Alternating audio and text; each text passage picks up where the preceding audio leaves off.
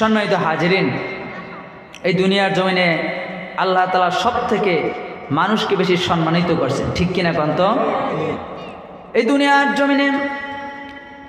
দুনিয়ার জমিনের ভিতরে আল্লাহ তাআলা সব থেকে মানুষদেরকে সম্মানিত করেছেন।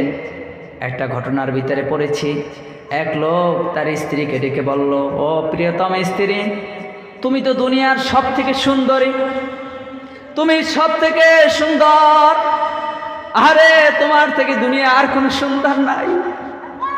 ও প্রিয়তম স্ত্রী, তুমি তো চাঁদের চেয়েও সুন্দর, সূর্যের চেয়েও সুন্দর, পূর্ণিমার চাঁদের থেকেও তো তুমি সুন্দর। স্ত্রী বলল, হায় রে প্রিয় স্বামী, তুমি তো অন্যায় করেছো, গুনাহ করে ফেলেছো। তুমি সামান্য আমের মতো একটা মানুষ, তুমি আল্লাহর সৃষ্টি, সূর্যের সাথে তুলনা করলা। হ্যাঁ, আবার শুধু তুলনা, সূর্যের চেয়েও সুন্দর। তুমি এভাবে করে করে তুমি আল্লাহর সৃষ্টির সাথে তুলনা করলা, বড় গুনাহগার হয়ে গেলা।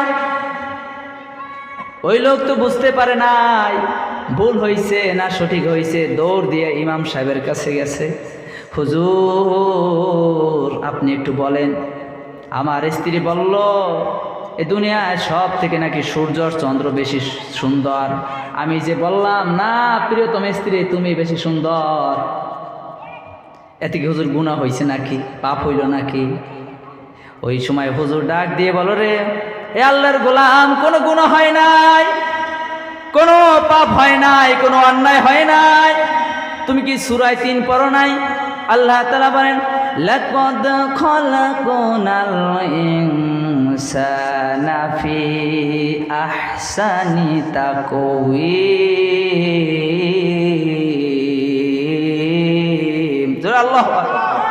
আল্লাহ তাআলা বলেন, দুনিয়ার ভিতরে আকাশ কি দেখো, চন্দ্র কি দেখো, সূর্য কি দেখো, সাগর মহাসাগর কি দেখো, আল্লাহ তাআলা সব থেকে মানুষকে সব থেকে সুন্দর অবয়বে সৃষ্টি করছে। সুবহানাল্লাহ বলেন না? তাহলে দুনিয়ার ভিতরে সব থেকে সুন্দর কারা? আমরা মানুষ বলে আলহামদুলিল্লাহ। আল্লাহ তাআলা ডেকে ডেকে মানুষদেরকে বললেন, ইয়া আইয়ুহান নাসু ইন্না খলাকনাকুম মিন যাকারিন ওয়া উনসা। আল্লাহ তাআলা ডেকে মানুষদেরকে বলেন, ইয়া আইয়ুহান নাস, হে মানব সকল, হে মানুষ সকল, এ মানুষেরা, ইন্না খলাকনাকুম, আমি আল্লাহ তাআলা তোমাদেরকে সৃষ্টি করলাম, মিন যাকারিন ওয়া উনসা, দুইজন মানুষ থেকে, তিনি হচ্ছে আদম আর হাওয়া থেকে তোমাদেরকে সৃষ্টি করলাম। ওয়া জাআলনাকুম শুউবান ওয়া কবাইলা লিতাআরাফু, তোমাদেরকে এরপরে বিভিন্ন সম্প্রদায়ে, বিভিন্ন গোত্রের ভিতরে আমি আল্লাহ তাআলা পৃথক করে দিলাম, যাতে তোমরা একে অপরকে চিনতে পারো। ইন্না আকরামাকুম ইনদাল্লাহি আতকাকুম ইন্নাল্লাহা আলিমুন খাবীর।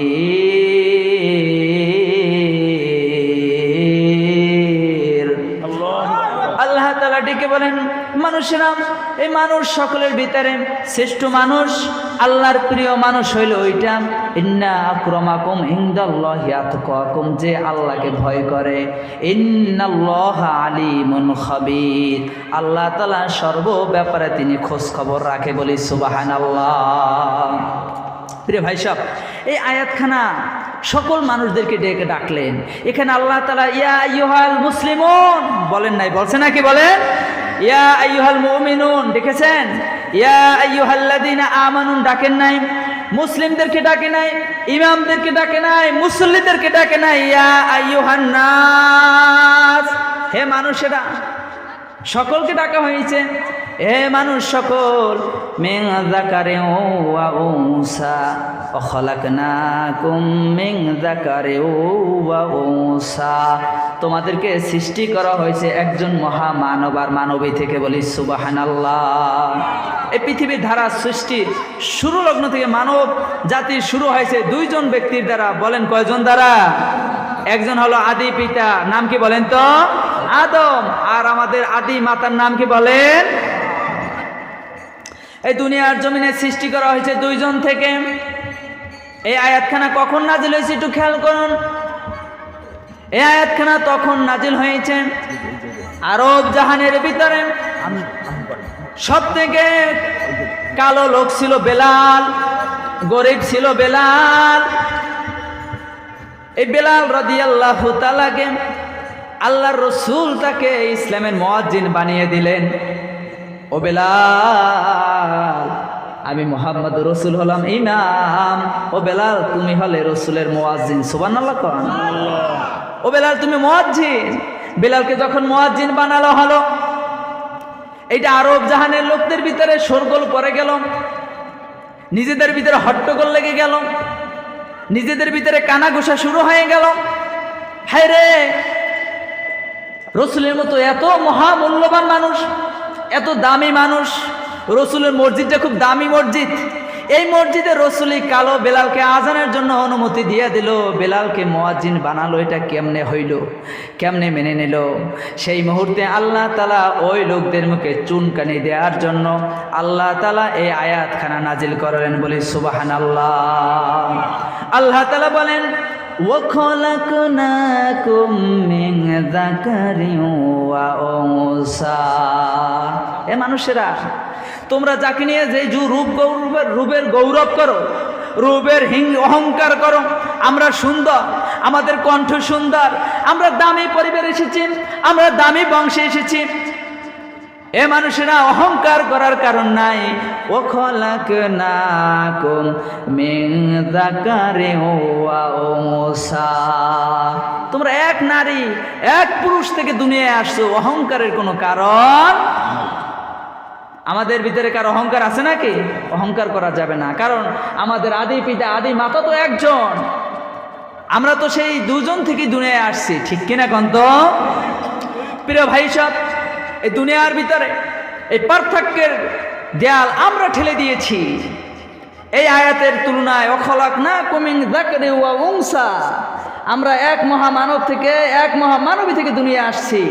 এই হিসাবে দুনিয়ার হিন্দু, বৌদ্ধ, মুসলিম, খ্রিস্টান যারা আছে সবাই তো আমাদের ভাই, ঠিক কিনা কন্ত?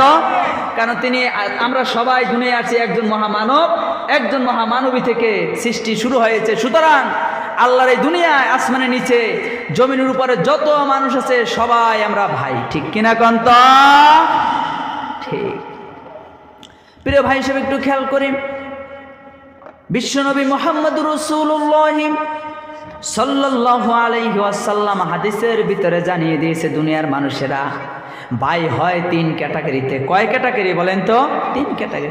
এক নম্বর হইল আল উখুওয়াতুল নাসাবিয়্যা, সেটা হইল তোমার যে মায়ের পেটের ভাই, খালার পেট থেকে যে ভাই এসেছে, খালাতো ভাই, মামাতো ভাই, যাদের সাথে রক্তের সম্পর্ক আছে, আল উখুওয়াতুন নাসাবিয়্যা, তথা তোমার রক্তের সম্পর্কীয় ভাই।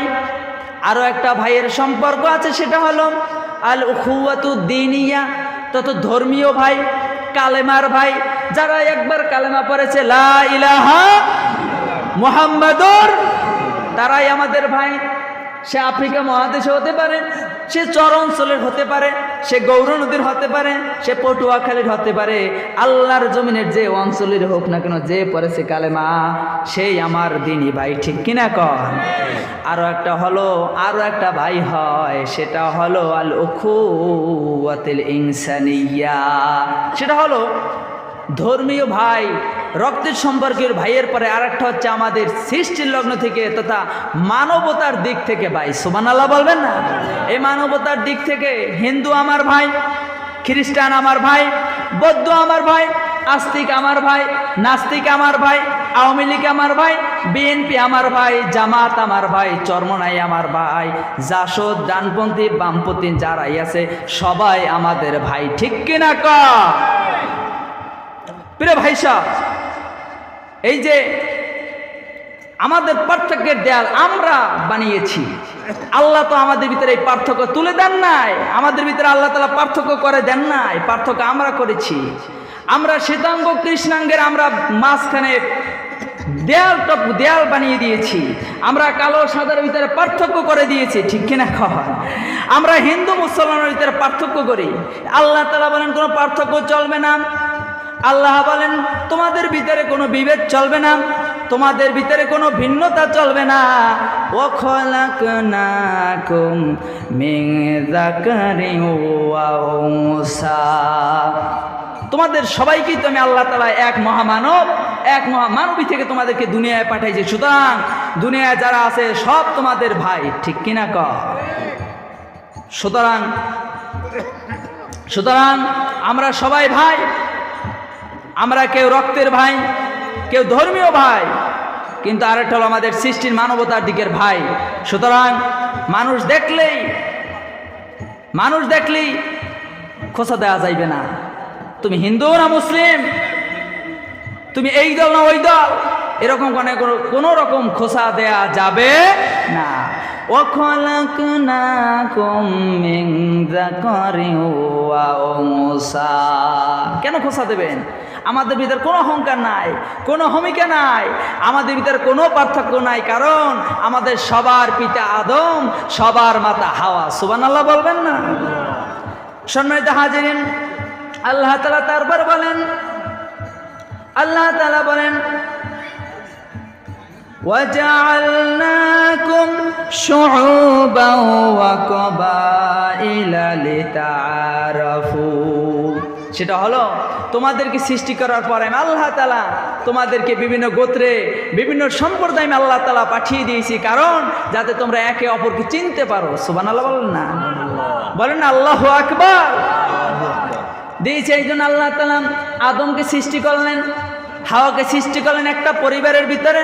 কিন্তু আল্লাহ তাআলা সৃষ্টি করার পরে আমাদেরকে আল্লাহ তাআলা বিভিন্ন গোত্রে পাঠিয়ে দিলেন, কেউ শিকদার, কেউ সর্দার, কেউ মুন্সি, কেউ বয়াতি, ঠিক কিনা? কেউ পাল বংশ, কেউ মজুমদার বংশ, এভাবে করে করে আল্লাহ তাআলা বিভিন্ন সম্প্রদায়ের ভিতরে পাঠালেন, যাতে তোমরা একে অপরকে বুঝতে পারো, যাতে একে অপরকে তোমরা চিনতে পারো। আল্লাহ তাআলা বলেন এই যে পাঠানোর পরে ইন্না আখরামাকুম ইনদাল্লাহি আতকাকুম, বলে আল্লাহু আকবার। কারণ এই যে দুনিয়ার ভিতরে তোমাদেরকে পাঠালাম, ছড়িয়ে ছিটিয়ে দিলাম, যাতে তোমরা একে অপরকে বুঝতে পারো, যাতে তোমরা একে অপরকে চিনতে পারো। এ মানুষেরা, তোমাদেরকে প্রথমে এক ফ্যামিলিতে রাখা হয়েছিল আদম এবং হাওয়ার, কিন্তু তারপরে তোমাদেরকে বাংলাদেশে পাঠানো হলো, কাউকে সৌদি আরবে পাঠানো হলো। রে শোনো শোনো, তোমাদের ভিতরে কোনো পার্থক্য নাই, তোমাদের ভিতরে কোনো বিভেদ নাই। হায়রে বলো, সৌদি আরবের মানুষেও এশারের নামাজ পড়ে, ফরজ 4 রাকাত, বাংলাদেশের মানুষে কয় রাকাত? কথা কয় না? ফজরের 2 রাকাত ফরজ সৌদির মানুষে পড়ে, বাংলাদেশের মানুষ কি বেশি পড়ে নাকি? আমেরিকার মানুষদের টাকা বেশি, ক্ষমতা বেশি, তারা কি বলে হারে ফজরের নামাজ 2 রাকাত ফরজ হইলে না, আমাদের টাকা বেশি, গরম বেশি পড়ি? তারা কি সেটা করে? তার মানে বোঝা গেল, যারা এই কালেমার ভাই হয়ে যায়, দুনিয়ার যে প্রান্তে থাকুক, যে বংশেই থাকুক, সবাই আল্লাহর কাছে এক। সুবহানাল্লাহ। এ দুনিয়ার মানুষেরা কেন বোঝো না? কেন মানুষ বোঝো না? যখন নামাজে দাঁড়িয়ে যাও, ঠেলাওয়ালা, কুলিওয়ালা, দিনমজুর, রিক্সা চালক, ভ্যান চালক, খেতে কামড়ে খাটনিওয়ালা, তারাও যে কাতারে দাঁড়িয়ে যায়, এমপি, মন্ত্রী, আলেম, মুফতি, মুহাদ্দিস একই কাতারে দাঁড়িয়ে যায়, ঠিক কিনা? কোনো ভেদাভেদ আছে নাকি? কোনো ভেদাভেদ নাই, কারণ ওখানে কারো রাজত্ব চলে না, ওখানে কারো হুকুম চলে না, ওখানে কারো বিধান চলে না, বিধান চলে একজনের, তিনি কে?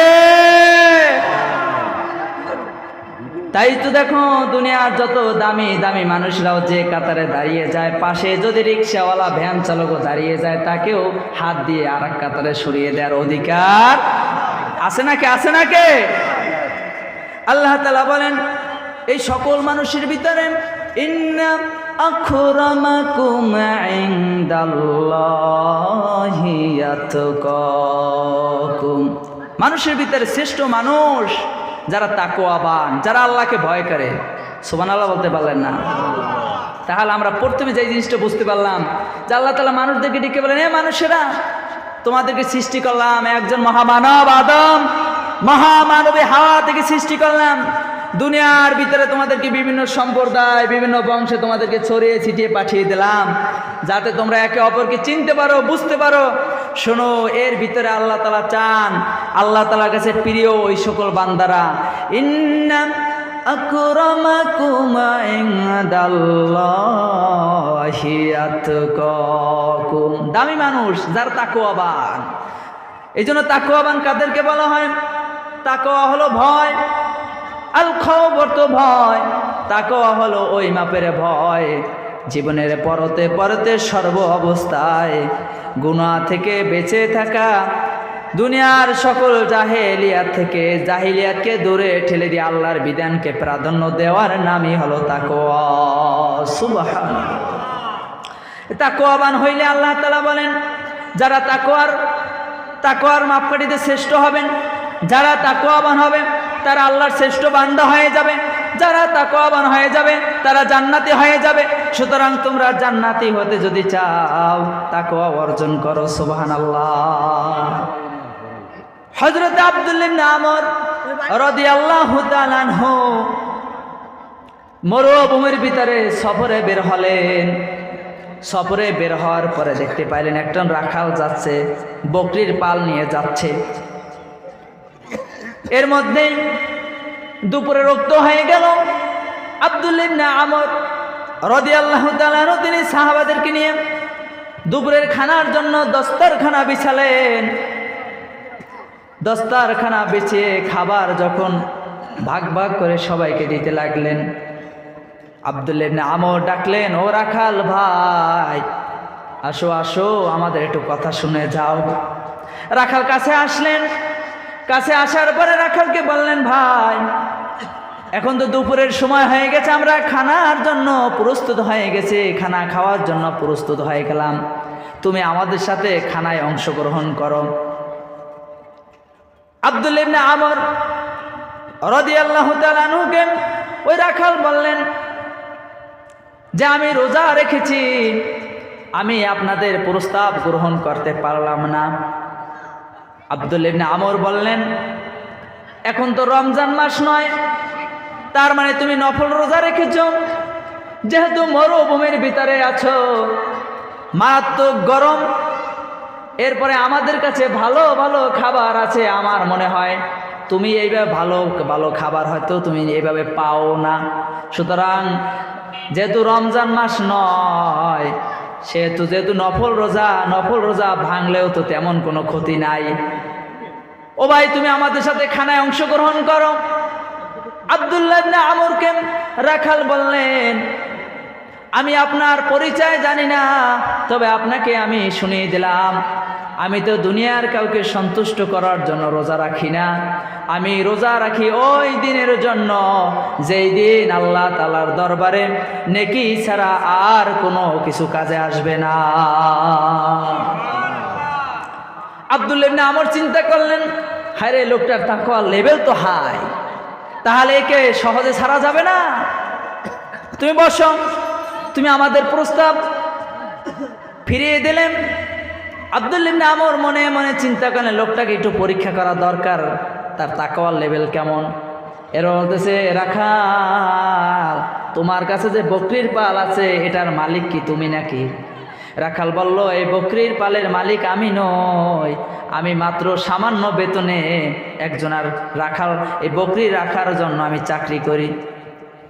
এরপর আব্দুল্লাহ ইবনে আমর বললেন, ভাই তুমি যেহেতু রোজা রেখেছ, তোমার কাছে একটা প্রস্তাব দিলাম, তুমি আমাদের প্রস্তাব ফিরিয়ে দিলে, এবার দ্বিতীয় একটা প্রস্তাব তোমার কাছে আমরা করতে চাই।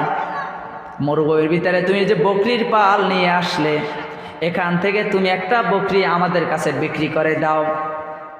যদি বিক্রি করে দাও, মালিক যদি জিজ্ঞেস করে তোমাকে বকরি কোথায় গেল, তুমি বলবা মরুভূমির ভিতরে বকরি আনতে গিয়ে একটা বকরি হারিয়ে গেছে, অথবা বাঘে এসে বকরিটাকে নিয়ে গেল, তুমি এটা বলে চালিয়ে দিতে পারবা, আর তোমাকে দেখে একটু চালাক চতুর মনে হয়। সুতরাং তুমি তোমার মালিকরে কোনো না কোনো একটা বুঝ দিতে পারবা। আর তোমার কাছে প্রস্তাব হলো, তোমার একটা বকরি আমাদের কাছে বিক্রি করে দাও, বিনিময়ে তোমাকে অর্থ দেয়া হবে, আর যেহেতু তুমি রোজা রেখেছো তোমাকে সামান্য কিছু ওখান থেকে গোস্ত দেওয়া হবে। এই কথা যখন বললাম, ওই রাখাল বলল, আমি এই দুনিয়ার আমার মালিকের চোখ ফাঁকি দিতে পারি, আমার মালিক দেখবে না। আমার প্রশ্ন হলো তোমার কাছে আইনাল্লাহ, আল্লাহু আকবার বলবেন না? আইনাল্লাহ, আমার আল্লাহ কোথায়? এই দুনিয়ায় আমার মালিকের চোখ ফাঁকি দেওয়া সম্ভব, আমার মালিককে এটা সেটা বুঝিয়ে দেওয়া সম্ভব, কিন্তু আইনাল্লাহ, তোমার কাছে প্রশ্ন হলো আমার আল্লাহ কোথায়? আমার আল্লাহর চোখকে ফাঁকি দেওয়া সম্ভব? সাথে সাথে আব্দুল্লাহ ইবনে ওমর রাদিয়াল্লাহু তাআলা আনহু তিনি সিজদায় পড়ে গেলেন। হায় রে, এই লোকটার তাকওয়া উচ্চ পর্যায়ের, সুবহানাল্লাহ। প্রিয় ভাই সাহেব, তাকওয়ার গুণ যার ভিতরে ঢুকে যায়, যার ভিতর তাকওয়া এসে যায়, এই লোকটার দ্বারা অন্যায় কাজ হওয়া কখনো সম্ভব না। প্রিয় ভাই সাহেব, যাদের ভিতরে তাকওয়া থাকবে ওই সমস্ত লোককে পিটাতে পিটাতে ল্যাংটা করে ফেললেও তাদের দ্বারা অন্যায় কাজ করা সম্ভব না, ঠিক কিনা কও? যাদের ভিতরে তাকওয়া আছে ওই সমস্ত লোকদের কাছে হাজারো সুযোগ আসলেও, তাদের কাছে টেন্ডারবাজি চাঁদাবাজি করার কোনো সুযোগ আসলেও তারা ফিরিয়ে দেয়, ঠিক কিনা কও? কারণ তাদের ভিতরে তাকওয়া আছে, তাদের দ্বারা মুরব্বীদের সাথে বেয়াদবি করা সম্ভব। কারণ যাদের ভিতরে তাকওয়া এসে যায় তারা রাসূলের চরিত্র তাদের ভিতরে এসে যায়, সুবহানাল্লাহ কইবেন না? যাদের ভিতরে তাকওয়া এসে যায় তাদের ভিতরে সাহাবীদের চরিত্র এসে যায়। সুতরাং যাদের ভিতরে সাহাবীদের চরিত্র এসে যায় এদের দ্বারা নারীদেরকে অপমান অপদস্থ করা কখনো সম্ভব না, ঠিক কি না? যাদের ভিতরে নবী এবং সাহাবীদের চরিত্র এসে যায় তাদের দ্বারা এমন কোনো কাজ হওয়া সম্ভব না যেটার দ্বারা মানুষ ক্ষতি হয়, ঠিক কি না? কর দুরূদ শরীফ পড়ি, আল্লাহুম্মা সাল্লি আলা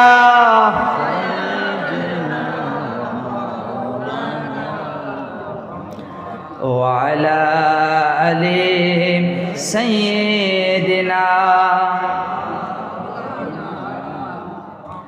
যে কথা বলতেছিলাম প্রিয় ভাইরা আমার, খেয়াল করে শুনুন। যে কথা বলছিলাম, ইন্না আকরামাকুম ইনদাল্লাহি আতকাকুম, দুনিয়ার ভিতরে শ্রেষ্ঠতম মানুষ হলো তারা যারা তাকওয়ার গুণে গুণান্বিত, বলে সুবহানাল্লাহ। যাদের ভিতরে তাকওয়া থাকবে এরা সম্মানিত আল্লাহর কাছে, এরা দামি, এরা জান্নাতি মানুষ, সুবহানাল্লাহ বলতে পারলেন না?